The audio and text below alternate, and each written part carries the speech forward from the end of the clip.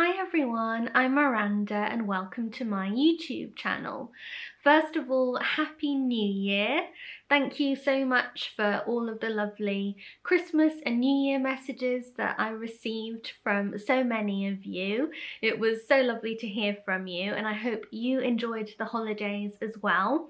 I definitely enjoyed stepping away from the camera for a bit, although I'm most excited to be back talking books with you again in 2021. As I'm filming this, it's just been announced that the UK is under a new strict lockdown, which I know is not the start to the new year that we all would have wished, but I hope that you are keeping safe and well, and I'm very much hoping this will be the last lockdown of 2021 and that the year will improve as we move forward and we get the vaccine. In the meantime, as always, I'm really hoping that my book recommendations will be particularly welcome to you at this time.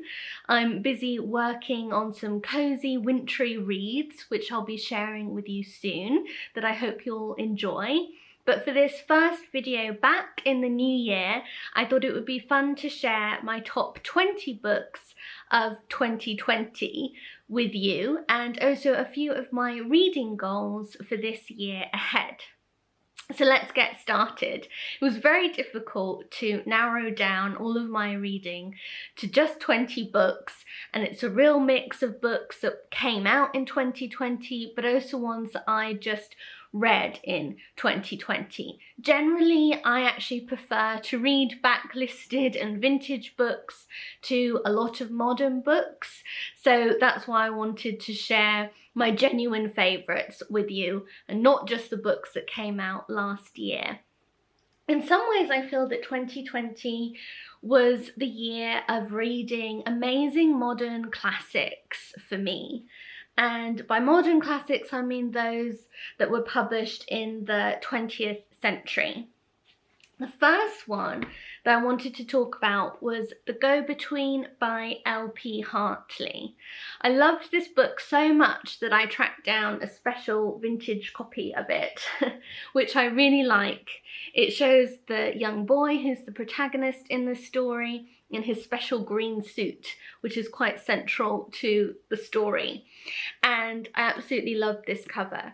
But this is set during a summer heat wave before World War I, and it's about a young boy who's just starting to come into his early manhood, but he really doesn't understand the workings of adults yet in the adult world.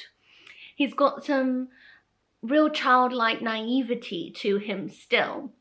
He believes a little bit in the magic of the universe, and he even thinks of himself as a magician in some ways, and that he can influence the course of other people's lives. Now, this hot summer in England, he goes to stay at a country house of a school friend of his, and he becomes embroiled in the adult entanglement between the young daughter of the house and a local farm labourer. He doesn't understand what is actually going on between these people, but he starts delivering messages. And then at the end of the novel, there's a shocking revelation that in fact wrecks the rest of his life to a certain extent, because it makes him, as he ages into a man, almost frightened of love, what love means, and he cuts himself away from the world. It's such a beautifully written book, and I was just caught up with the story from the very first page. I couldn't put it down. I read it during a hot summer myself, and it just was a brilliant read, and one I wish I'd read sooner in my life, but I'm so happy to have read it now, and I really recommend it. Then another book that was set on a hot summer's day that I absolutely loved reading is One Fine Day by Molly Panter Downs. Again, this is a real modern classic, but I don't think it's as well known as it should be. Molly Painter Downs is such an incredible writer. People compare her to Catherine Mansfield, and I think if you do like the writing of Catherine Mansfield and Virginia Woolf, for instance, you should definitely give One Fine Day a go. It's so beautifully written, and she evokes a particular time. This is set just at the end of World War II, so when the world has changed completely. And she evokes that time and a sense of place and people just so brilliantly through her words in this very slim book that I was completely spellbound by it. And it's definitely a book I'll want to reread, I'm sure, many summers to come. So another one that I very much recommend. And then if you've been following this channel for a while at all, you'll know how much I adored We Have Always Lived in the Castle by Shirley Jackson. This had to come within my list of top 20 books from 2020. I read this last spring, sort of spring, early summer, I think, and it was a complete revelation. I'd only read some short stories by Shirley Jackson before as a high school student, so I really didn't know what to expect of this book. I can't even remember what urged me to pick it up now, but I'm so glad that I did.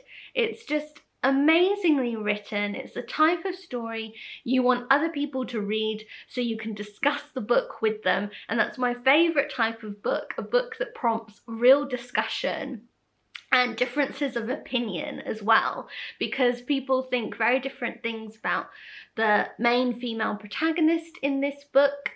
On the one hand, it's quite a creepy tale. On the other, it is about family bonds as well. And it's just so superbly written. Shirley Jackson is an amazing writer, but I've talked a lot about this book before, so I won't say much more now. Only if you haven't read it, then do, because it really is such a gripping, enthralling read. And again, it was one I loved so much that I had to track down a particularly attractive edition. I always know I really love a book when I want to find a beautiful edition of it. And then the same thing with this, Passing by Nella Larsen, another modern classic that I read for the first time this year. This was such a thought-provoking, in some ways very harrowing book about, it's set I think just after World War I, in the sort of interwar years in the USA, and it's about two black women who meet by chance after a long period of time. They knew each other as children, but then their paths diverged. One of the women is now passing as a white woman, and there's a very memorable ending to this book too, but the whole thing is just so wonderfully written. Again, I seem to have read a lot of heatwave books this year, because this starts during a heat wave and there's a very, very memorable opening scene. But it's just also so thought-provoking a book. It taught me a lot reading it, and there's a really good introduction to this edition as well, which I really appreciated, because it also gives a reading list for what books to go on to read more about passing within the canon of Black literature, and also introduces you to a lot of other writers as well. So I really enjoyed this book, and again, I was really pleased to find it in such a beautiful edition.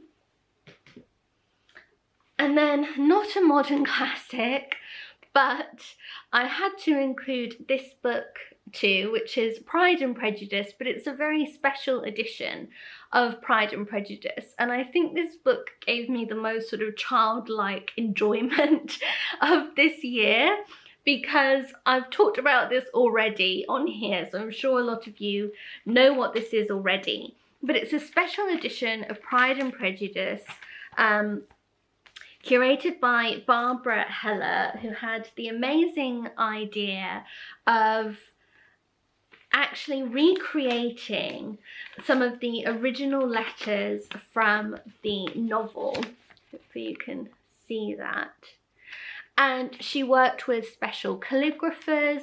She researched exactly what kind of paper and postage marks and sort of old markings from seal wax and things like that would have been on the letters from Jane Austen's time, and how they were folded, just all of those historical details about letter writing. And I just love the level of detail and attention and care that went into creating these letters. There are different calligraphers for each character in the book, and they really thought about how they would style the character of, well, Elizabeth Bennet, for instance, in comparison to Caroline Bingley, how their handwritings would differ, things like that. And as a complete Janeite, this just thrilled me, this book, and I still love to look at it. I believe Barbara Heller is working on Little Women next, which I'm really excited about too. But yes, this book just brought me a lot of joy this year, so I felt I had to mention that one as well. And then I read 2 books by favourite authors of mine, but they were authors whose sort of most famous work I know, but I'd never really branched out and read more of their books. Only this year I did, and I'm so happy that I did. And the first one is Not That Sort of Girl by Mary Wesley. The Chamomile Lawn by Mary Wesley is one of my favourite books. I absolutely love it. But I hadn't read a great deal of her other work. And I heard about Not That Sort of Girl in a book I'll be sharing later, and it made me really want to read it, so I did. I found an old copy, read it and loved it. And that was a real delight because it's made me want to go on and read much more of Mary Wesley's work. And a similar thing happened with this book by Elizabeth Jane Howard. I love the Castaway Chronicles by Howard. They're some of my favourite books to read. They're a fabulous series, but I'd never really branched out and read any of her standalone books before, and for some reason I had it in my head that they weren't that good. But I picked up Falling by Elizabeth Jane Howard and I absolutely loved it. It's quite different from the Castaway Chronicles. It reads really like a thriller almost. It's about a con man and how he sets about trying to entrap an older woman into marrying him. And it was just a really engrossing read. I read it very quickly, but it just confirmed for me what a great writer she is. And again, it made me really want to go off and read a lot of her standalone books alongside the Castaway Chronicles. So it was really exciting for me to kind of rediscover Elizabeth Jane Howard this year and Mary Wesley this year, and know that there are quite a few books by both of them that I still have to read, and I'm really looking forward to those. And then in terms of modern books that came out this year, I wanted to mention the Postscript Murders by Ellie Griffiths, because I would say Ellie Griffiths was really my author discovery, like my modern author discovery of 2020. I'm so pleased that I was kindly sent this book by the publisher, because it made me read it and read some of other books by Ellie Griffiths. I've started getting into, well, so many of her series of mysteries now. I think she's absolutely brilliant, and I've spoken about this before. I've also interviewed Ellie on here on YouTube, so I won't talk too much about her books right now, but I just wanted to say that I was so happy to have discovered her books in 2020, and I'm looking forward to reading lots more of her mysteries in 2021.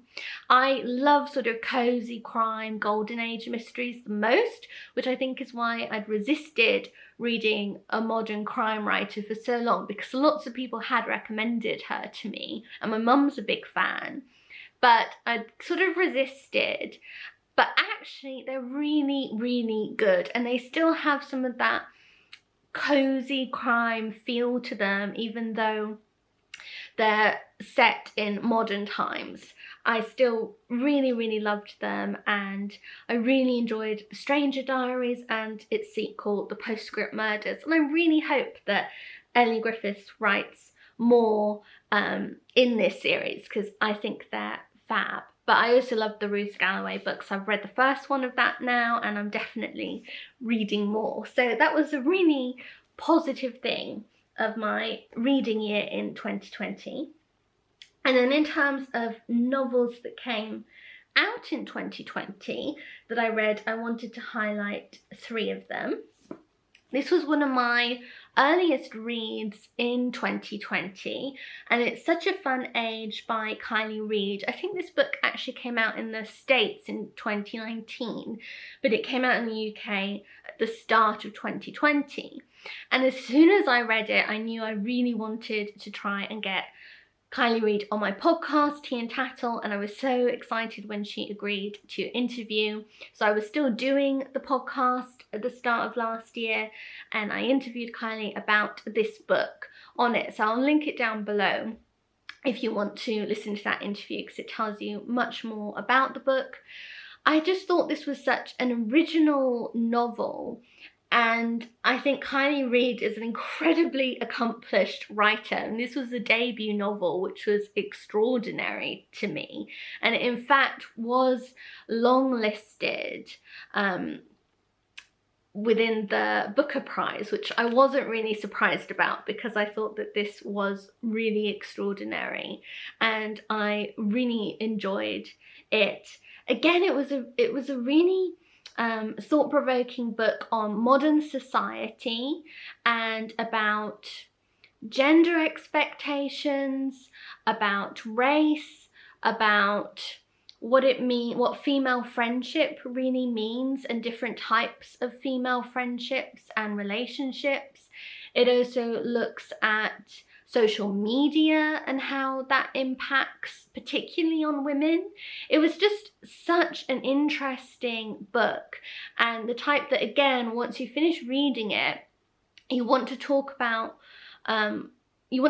it to other people, so you want others to read it as well, so you can discuss it together. It's a great book club book, actually, because there's just so much to talk, and it brings up so many discussion points, but it's also a really funny book as well. I think she writes brilliantly, and there's the most cringeworthy Thanksgiving scene in this book that's so memorable, but Kylie Reid just manages to write so much humour into a lot of these scenes as well, and it's really well done. So yeah, I loved that at the start of the year.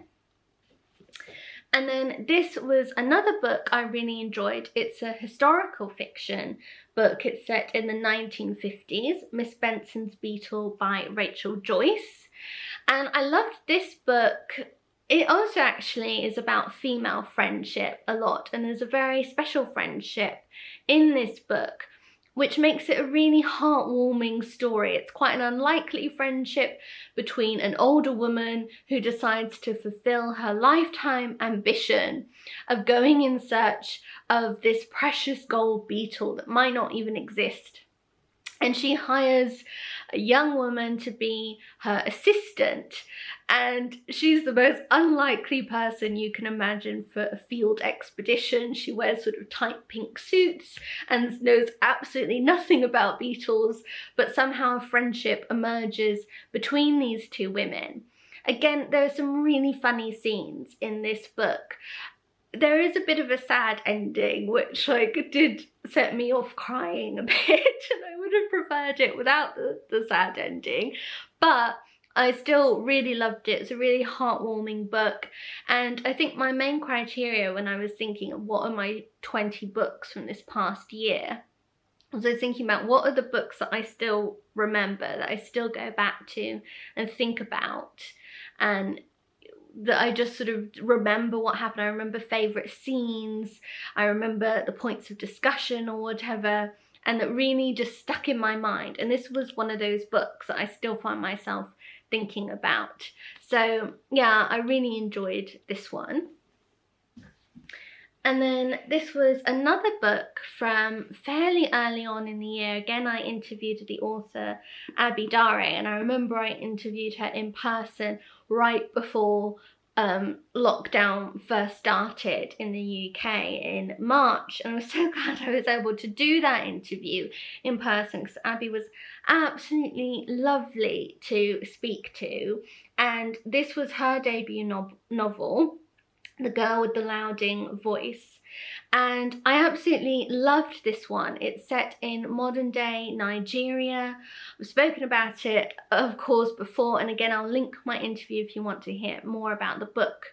But one thing I absolutely loved in this is that it talks about a young girl's yearning for education and the way that she gets real control over her own life. She is such an admirable heroine. She's one of my favourite heroines, in fact, from the books that I've read this year. And again, she just has this incredible story that I found myself thinking about all through the year. And I also loved the way that Abby Dare used language within this book. I thought it was really, really well done, and it was something that made it really stand out for me as well. So I loved that one too. And then I read some amazing memoirs during the year as well. This was one I read quite early on. Again, I interviewed the author, and it's A Bite of the Apple, A Life with Books, Writers and Virago by Lenny Goodings.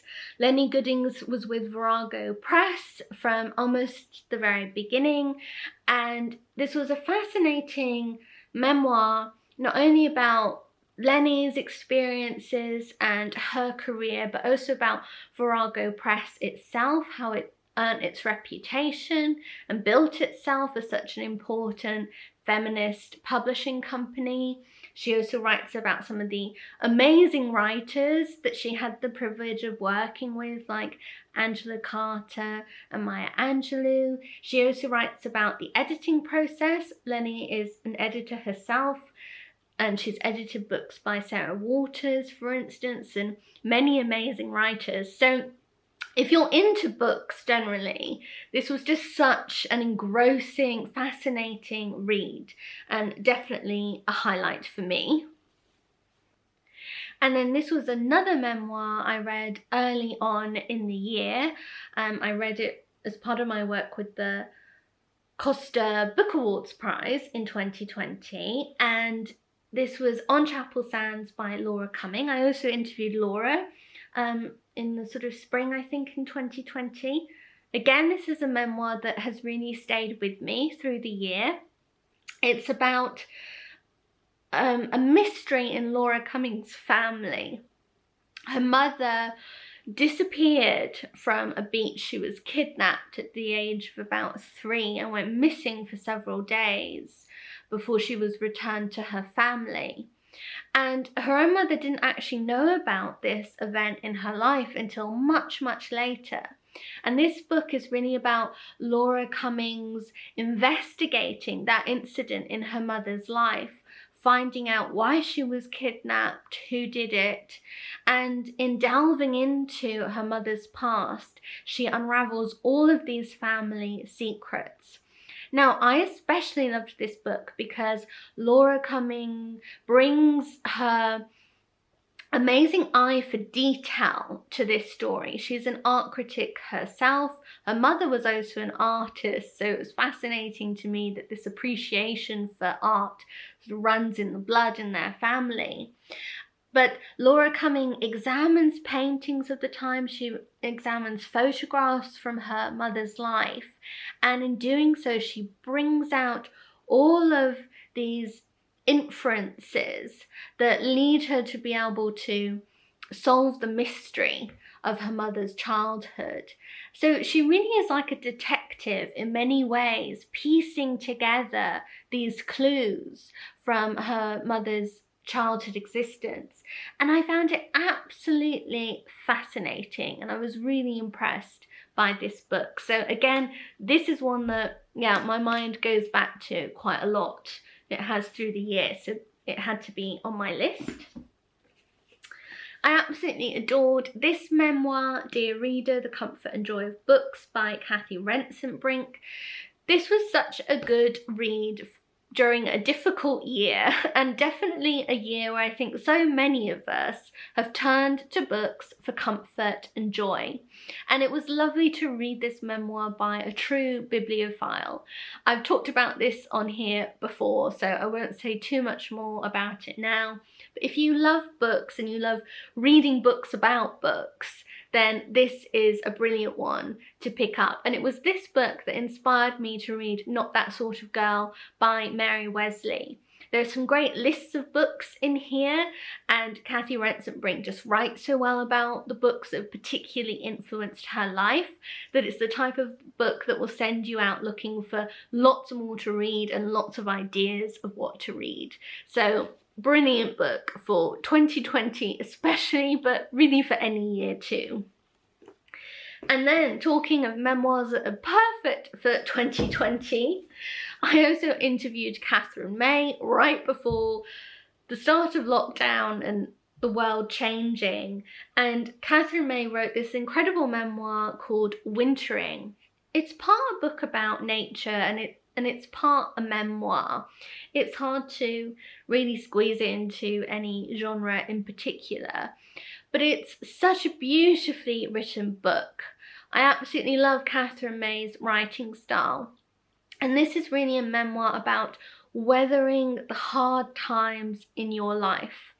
So again, it was just the perfect read for 2020. I know a lot of people found a great deal of comfort from reading this book, because it doesn't try to gloss over the fact that we all go through ups and downs. We all have our own winterings, our periods of trial and difficulty. And I feel that Catherine May writes with such gentle understanding and encouragement. She really is such a comforting voice to read in a difficult time. So I really recommend this one. It was brilliant. And then my favourite children's book of 2020 was one I read actually right at the end of the year, and that's Castaway Christmas by Margaret J. Baker.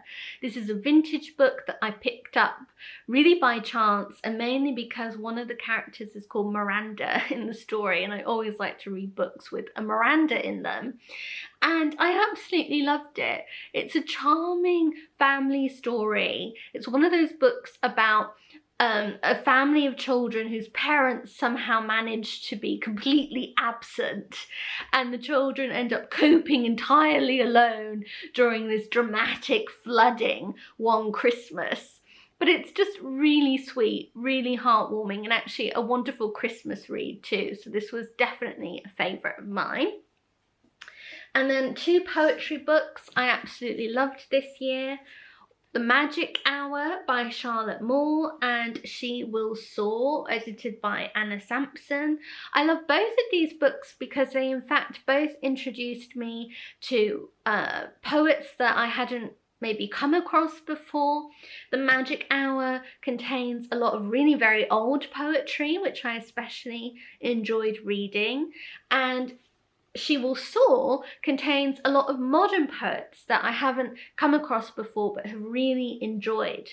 But both books are really brilliantly curated. I love poetry, so I always add at least one new poetry book a year, and these two were my favourites from 2020. And then my favourite literary biography of 2020 has to be Square Haunting by Francesca Wade. If you're interested in Bloomsbury, in women writers, in the interwar period, then this is absolutely a book you have to read. And I so recommend it. It's really fascinating. She writes about famous writers like Dorothy L. Sayers and Virginia Woolf, but also less famous female writers and historians as well in this book. They're all linked, however, by a certain square, Mecklenburgh Square in Bloomsbury. And it's fascinating to read about why all these women were drawn to that area of London and how that area of London inspired them and also partly enabled them to become writers too. So such an interesting read. I adored it. Oops, my camera died there, but I'm back. So finally, I wanted to share my favourite nature read of the year, and that is My Garden World by Monty Don. I've so been enjoying this book. Monty Don is such a brilliant writer. He writes so well about gardening and about the natural world, and this is a beautiful book that you can read through the year because it goes month by month. I'm actually still reading it. I just read the January section the other day and I absolutely love it. It's been a real joy reading it through part of 2020, and it's one I'm going to look forward to still reading this year as well. So absolutely loved that one. But anyway, those are my top 20 choices of books from 2020. Let me know if you've read any of these, which books, or maybe your top book from the year you absolutely loved. I would really be interested to know that. And if you're thinking about reading goals at all for 2021. I've mentioned before on here that I'm not really a very goal-orientated person when it comes to reading. I think reading should just be a joy and a pleasure, not something to get competitive about or, you know, give yourself a hard time about in any way. So I read a lot because I enjoy reading a lot. I don't particularly enjoy setting goals in terms of I want to read this many books a year or a month or whatever. I like to read in a very natural way, and that's just what works for me. So I've never really thought much about reading goals at all, but I was sitting down at the start of this year and having a think. And I do actually have some reading goals for myself this year. But one of those goals is actually just to read whatever I want. And I think that that's an important goal for me this year, because so much of when I was doing my podcast, on which I interviewed a lot of authors, I really felt like I had to keep up a lot more with the books that were coming out and exciting debut authors and, you know, all of that. And I had to read a lot to first of all think, would this be someone I would want to have on my podcast? I'd have to read a lot of books, proofs that were sent to me by publishers. And although I love to read, in some ways that could be quite stressful. I'd have to read books in such a short space of time. They weren't always books that I ended up wanting to feature on my podcast because I didn't particularly enjoy them. And this year, for me, I just really want to enjoy my reading completely. What I love about YouTube is I get the chance, I feel, to just read what I want to read. I mean, obviously I'm interested in the amazing books that are coming out, but like I said, I also love reading a lot of backlisted books, a lot of classics. That's really my sort of natural reading habit, I would say. And I realised this year that I haven't read a lot of new to me classics for quite a long time. When it comes to classics, I tend to reread favourite ones all the time, and I reread them often by listening to them on Audible. So for instance, at the moment I'm going through all of the Bronte books by listening to them on Audible. Most of them I've already read before, and it's the same with Jane Austen. I listen to a Jane Austen book almost every month, but I tend to just reread the same ones, which isn't very adventurous. It means that there are a lot of classics I haven't read yet I really want to get to. So I guess that's a goal of mine this year, is to read more of the classics that I haven't read yet. And then I also wanted to have some fun goals for myself in terms of reading a series. So often I restrict myself from reading a full series, even when I'm really getting into it, because in the past I've had to read so many different books for the podcast or for review or whatever, that I haven't been able to just read a whole series of books. So before I did any kind of social media, I would, for instance, well, when I first discovered Georgette Hare, for example, her Regency romances, which I love, I would just read Georgette Hare solidly for a month or whatever until I'd read almost all of her books, and I had so much fun doing that. But more and more, as I've started talking about books more and sharing my love of them, which I love to do, don't get me wrong, but it means that my reading habits have changed slightly and I don't allow myself that freedom so much. So although I discovered Ellie Griffiths this year and really loved her writing, I didn't feel I could just spend all of November, for instance, reading all of the Dr. Ruth Galloway books, even though I would have liked to have really got into that series. So I think this is all a bit of a long-winded way of saying this year I'm really thinking about what I want to read for pleasure. Also, I obviously want my content to be interesting for you, but I'm sure I'll be able to manage a bit of both with that. And I want to sort of really get into a series and enjoy that more. And I was thinking a fun one would be to read the Angela Thirkell books in order, because I've read a lot of her books, but I've read a lot of them all out of order because it's taken me ages to collect them. I still don't have quite all of them, but there are a lot. And I thought it'd be fun to start over at the beginning and read at least the first 20 or so. Her earliest books are my favourites anyway, so read the sort of first few in order, and I think that would be a really fun project. I'd also like to read more Ellie Griffiths. I would also like to read some of the Miss Read books, read those again and sort of go back and read them in order because they're such lovely comfort reads. And yeah, like I said, I just don't often, I haven't for years now, allowed myself that privilege of just really getting into a series and reading all of them. So in some ways I'd like to read more for myself this year, if that makes sense. I'd like you to let me know if this makes sense to you, and do you ever feel that you don't always read for yourself, but you read because of other expectations, or you read for, you know, Bookstagram, or you read because you have to review books, or I don't know. I'd be really interested in knowing if this resonates with any of you. But yes, so those are my sort of very vague reading goals for 2021.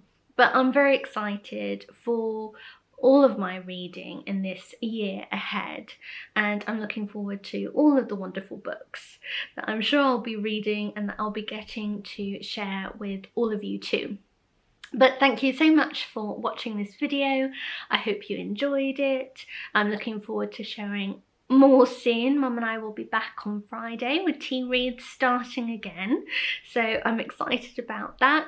Do give this video a thumbs up if you enjoyed it, and you can subscribe to my channel by clicking on my face that pops up on the screen over here. But yes, thank you so much for watching, and I'll see you again very soon. Bye!